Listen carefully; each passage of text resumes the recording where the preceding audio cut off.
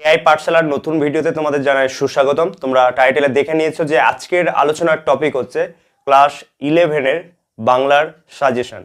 তো এই বছর নতুন সিলেবাসে এক্সাম হচ্ছে 2025 শিক্ষাবর্ষে। তো সেইখানে তোমরা জানো প্রত্যেকেই যে 40 নম্বরের প্রশ্ন আসবে। তো সেখানে কোন কোন প্রশ্নগুলো গুরুত্বপূর্ণ হতে চলেছে সেই নিয়ে আজকের ভিডিওতে তোমরা অবশ্যই স্ক্রিনের দিকে চোখ রাখবে।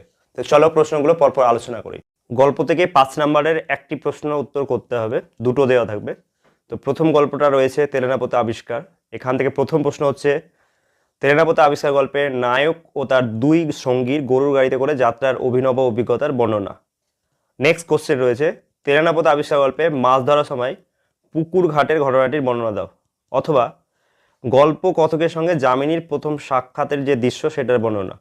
3 নম্বর প্রশ্ন প্রেমেন্দ্র মিত্রের তেলেনাপোতা আবিষ্কার গল্পের যামিনী অথবা যামিনীর মা এই চরিত্র দুটো বিশ্লেষণ, যে কোনো একটা খুব গুরুত্বপূর্ণ এই বছরের জন্য, ঠিক আছে। এবং গরু গাড়ি যে যাত্রা এই বিষয়টাও খুব গুরুত্বপূর্ণ। এরপরে রয়েছে 4 নম্বর কে নিরঞ্জন এলি নিরঞ্জন কে। এরপরে রয়েছে না মাসিমা আর পালাবো না, কে কাকে এরকম মুক্তি করেছেন। তারপরে প্রশ্ন রয়েছে তেলেনাপোতা আবিষ্কার গল্প অনুসারে তেলেনাপোতা আবিষ্কারের অভিযানে বাস যাত্রার বিবরণ। তো এখানে তোমাদের 3টে প্রশ্ন খুব গুরুত্বপূর্ণ, 1 নম্বর প্রশ্ন, 3 নম্বর প্রশ্ন এবং 4 নম্বর প্রশ্ন। এরপরে আমরা নেক্সট গল্প দেখব, সেটা হচ্ছে ছুটি।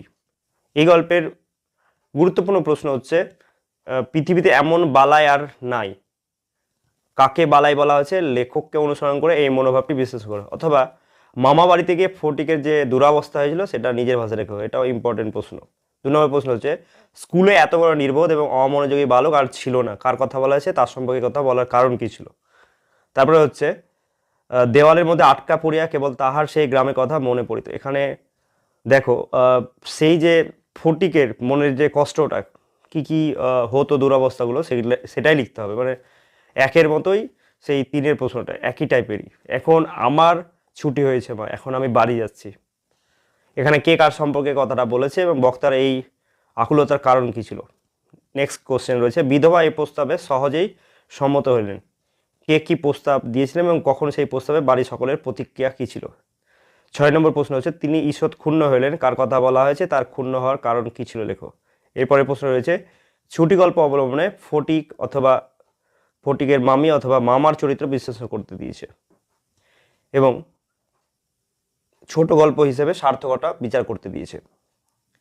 এরপরে যেটা রয়েছে কবিতা, সেখান থেকে 5 নম্বরে একটা করতে দেবে, যে কোনো দুটো প্রশ্ন দেওয়া থাকবে। তো প্রথম কবিতা যেটা রয়েছে সেটা হচ্ছে নুন। প্রথম প্রশ্ন হচ্ছে আমরা তো সামান্য লোক, কে কোন প্রসঙ্গে এই কথা বলেছেন, তাৎপর্য ব্যাখ্যা করতে হবে। তারপরে হচ্ছে আমাদের শুকনো ভাতে লবণের ব্যবস্থা হোক, বক্তা এরূপ কার কাছে কেন দাবি করেছেন। 3 নম্বর প্রশ্ন সে অনেক পরের কথা টান দেয় গঞ্জিকাতে, বক্তাকে কেন গঞ্জিকাতে টান দেয়।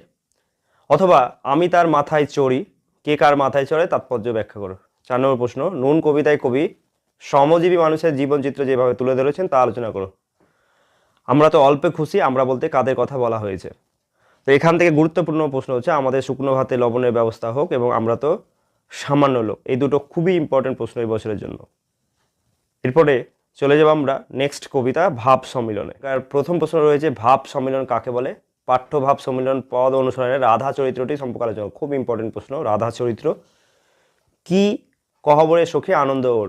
দ্বিতীয় প্রশ্ন বক্তা কে কাকে একথা বলেছে, রাধা আনন্দের কারণ কি ছিল। নেক্সট কোশ্চেন হচ্ছে পাপ সুধাকর যত দুঃখ দিল, পাপ সুধাকর বলতে কি বোঝানো হয়েছে। 4 নম্বর প্রশ্ন শীতের অগ্নি পিয়া গ্রীষের বা বক্তাকে কাকে উদ্দেশ্য করে এরূপ মন্তব্য করেছেন। তারপরে প্রশ্ন হচ্ছে পিয়া মুখ দর্শনে তত সুখ ভেল। এরপরে প্রশ্ন হচ্ছে আঁচল ভরিয়া যদি মহানিধি পায়, বক্তা তাহলে কি করবেন, বক্তা কোন প্রসঙ্গে কথা বলেছেন। এরপরে আরও একটা কবিতা রয়েছে, সেটা হচ্ছে লালন শাহ ফকরিরের গান। তো তোমরা অন্তত প্রথম দুটো কবিতার প্রশ্ন উত্তর করলেই হয়ে যাবে। যেভাবে একইভাবে দুটো গল্প আমি দিয়েছি, তার মধ্যে ছুটি গল্পটাকে বলেছি, সব প্রশ্ন উত্তর করলেই তুমি একটা পেরে যাবে। এবং কবিতার প্রথম দুটো করবে, ভাব সম্মেলন এবং সেই নুন কবিতা। এখন 3 নম্বর যে কবিতাটা, তার প্রশ্ন উত্তরগুলো হচ্ছে লালন শাহ ফকরিরের গান। এখানে লালন শাহের পরিচয় দাও এবং সেই যে গান তার মূল বিষয়বস্তুগুলো লিখতে হবে। 2 নম্বর হচ্ছে লালন শাহ ফকরিরের গান পত্রিতে বাউল সাধনার কথা যেভাবে তুলে ধরা হয়েছে তা সংক্ষেপে আলোচনা করো। খ্যাপারে তুই মূল হারাবি, মূল হারাবি বলতে কি বোঝা হচ্ছে, মন্তব্য হিসেবে করো। এটা খুব ইম্পর্টেন্ট প্রশ্ন এই কবিতার। 4 নম্বর প্রশ্ন মানুষ ভজলে সোনার মানুষ হবি, বক্তার এরূপ মন্তব্যের কারণ কি, মন্তব্যটির তাৎপর্য আলোচনা করে। এটাও খুব ইম্পর্টেন্ট প্রশ্ন এই কবিতার। তারপরে প্রশ্ন হচ্ছে লালন শাহ ফকিরের গান পদে বাউল সাধনার মানব তত্ত্বের পরিচয় যেভাবে তুলে ধরেছেন তা আলোচনা করো। তো এইভাবে গেল কবিতার প্রশ্নগুলো। এরপরে আমরা চলে যাব নাটকে। নাটক থেকেও তোমাদের 5 নম্বরে একটা প্রশ্ন করতে হবে, দুটো দেবে যে কোনো। তো এখানে প্রথম প্রশ্নটা যেটা রয়েছে, আগুন জ্বলছে আমার পেটে, কথা কে বলেছেন, মন্তব্যটি বিশ্লেষণ করো। হরে কৃষ্ণ ও মনোরমার কথোপকথনের মধ্যে দিয়ে যে ছবিটা ফুটে উঠেছে তা আগুন নাটক অবলম্বনে লিখতে বলেছে। বাঁচতে হলে মিছে মিলেমিশে থাকতে হবে, এটা মিছে হয়ে গেছে, মিলেমিশে থাকতে হবে, বক্তা কে ছিলেন। তারপরে প্রশ্ন, আগুন নাটকের সিভিক গার্ড ও দোকানদারের ভূমিকা কতখানি সংক্ষেপে তা লিখতে হবে। এবং 5 নম্বর প্রশ্ন, ওসব আইনের কথা বলবেন আদালতে গিয়ে, বক্তা কে কাকে কথা বলেছেন এবং কেন বলেছেন। এবং 6 নম্বর প্রশ্ন হচ্ছে লুঙ্গি টিকি পৈতে টুপি সব একাকার হয়ে গেছে বক্তাকে, কোন পরিস্থিতিতে বক্তা এরকম মন্তব্য করেছে। যে রক্ষক সেই হলো গিয়ে তোমার ভক্ত। 7 নম্বর প্রশ্ন, এটাও ভালো করে দেখবে। এখান থেকে এই 7 নম্বর প্রশ্নটা খুব ইম্পর্টেন্ট এবং 6 নম্বর প্রশ্নটা ইম্পর্টেন্ট, এবং সেই সঙ্গে 3 নম্বর প্রশ্নটাও খুবই ইম্পর্টেন্ট এবং 1 নম্বর, অর্থাৎ 4টা প্রশ্ন এই নাটক থেকে আমি দিলাম, যেটা খুব ভালো করে তোমরা প্র্যাকটিস করে যাবে। এর পরের প্রশ্ন হচ্ছে সহায়ক যে গ্রন্থ পঞ্চতন্ত্র, এটা আর একটা বই দেওয়া হয়েছে আমাদেরকে পড়ার জন্য। এখান থেকে কিন্তু 5 নম্বরে দুটো প্রশ্নের উত্তর করতে হবে 10 নম্বর।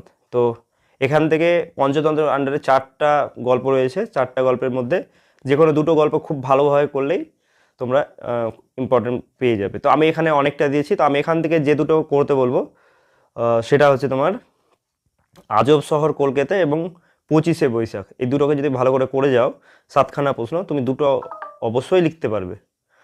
তো আমরা এই প্রশ্নগুলো বলবো। আমার মনে বড় আনন্দ হলো, কার মনে কি দেখে এবং প্রাবন্ধিকে কেন আনন্দ হয়েছিল। আজব শহর কলকাতা প্রবন্ধে প্রাবন্ধিক ফরাসি বইয়ের দোকান দেখে কি ভাবনা তার মনের মধ্যে জেগে উঠেছিল এবং দোকানে প্রবেশ করে সে কী অভিজ্ঞতা লাভ করেছিল। কলকাতায় এসে বাঙালি হয়ে গিয়েছে, এখানে বক্তা কার সম্পর্কে এবং কেন বলেছে আজব শহর কলকাতায় বটে, বক্তাকে তার কেন এরূপ ধারণা হয়েছে সংক্ষেপে লেখো। আচ্ছা, আমি কিন্তু তার আগেও কিন্তু একটা গল্প দিয়েছি, সেটা হচ্ছে বই কেনা, এটা কিন্তু আলোচনা করলাম না। তো তোমরা এখান থেকে প্রশ্নটা স্ক্রিনশট মেরে এখান থেকে তোমার যদি তৈরি হয়ে থাকে তো দেখতে পারো, এটাও দেখতে পারো। এরপরে চলে যাবো আমরা 25শে বৈশাখ। 25শে বৈশাখ প্রবন্ধে রবীন্দ্রনাথ ঠাকুরের কোন কোন গুণের কথা বলা হয়েছে, তার কাছে রবীন্দ্রনাথের গান অসম্পূর্ণরূপে প্রতিভাত হয় না কেন। এই অলৌকিক কর্ম যিনি করতে পারেন তিনি বিশ্বকর্মা মহাত্মা, বক্তা কার সম্পর্কে কথা বলেছেন, এই কথা বলার কারণ কি ছিল। 3 নম্বর প্রশ্ন, কতকগুলো অপূর্ব গুণের সমন্বয় হলে পরে এরকম গান সৃষ্টি হতে পারে, বক্তাকে এই মন্তব্যের কারণ বিশ্লেষণ করো। এরপর আমরা চলে যাব বাংলা শিল্প সাহিত্য এবং সংস্কৃতির ইতিহাস। তো এখানেও তোমাদের 5 নম্বরের একটা প্রশ্ন উত্তর করতে হবে। তো তোমাদের 3টে দেওয়া থাকবে এখান থেকে। তো প্রথম প্রশ্ন হচ্ছে বাংলা গদ্যের বিকাশে ঈশ্বরচন্দ্র বিদ্যাসাগরের অবদান কতখানি আলোচনা করো। আমি যেগুলো ইম্পর্টেন্ট সেগুলোই বলবো। এবং এর সঙ্গে বাংলা সাহিত্যের গীতি কবিতায় বিহারীলাল চক্রবর্তী এবং কাজী নজরুল ইসলামের অবদান, এবং সেই সঙ্গে আমরা দেখতে পাচ্ছি যে বাংলা কাব্যে রবীন্দ্রনাথ ঠাকুরের অবদান আলোচনা করো, ছোট গল্পকার হিসেবে রবীন্দ্রনাথ ঠাকুরের অবদান আলোচনা করো। তোমরা এক্সট্রা এই প্রশ্নগুলো দেখতে পারো, স্ক্রিনশট নিতে পারো, 3, 4, 5 যেগুলো আমি আলোচনা করলাম না। এরপর আমরা চলে যাব প্রবন্ধ রচনায়। তো তোমাদের প্রবন্ধ রচনা থেকে 10 নম্বরে একটা থাকবে। তো এই বছরের জন্য ইম্পর্টেন্ট প্রবন্ধ হচ্ছে বিজ্ঞান ও কুসংস্কার, তার সঙ্গে আছে বাংলার ঋতু বৈচিত্র্য, বাংলার উৎসব, বিশ্ব উষ্ণায়ন, এবং তার সঙ্গে রয়েছে ভ্রমণের উপযোগিতা। তো এই ছিল টোটালি সাজেশনটা। এরপরেও যদি তোমাদের কোনো রকম কোয়ারিজ থাকে তোমরা কমেন্ট করবে। দেখা হচ্ছে নেক্সট ভিডিও।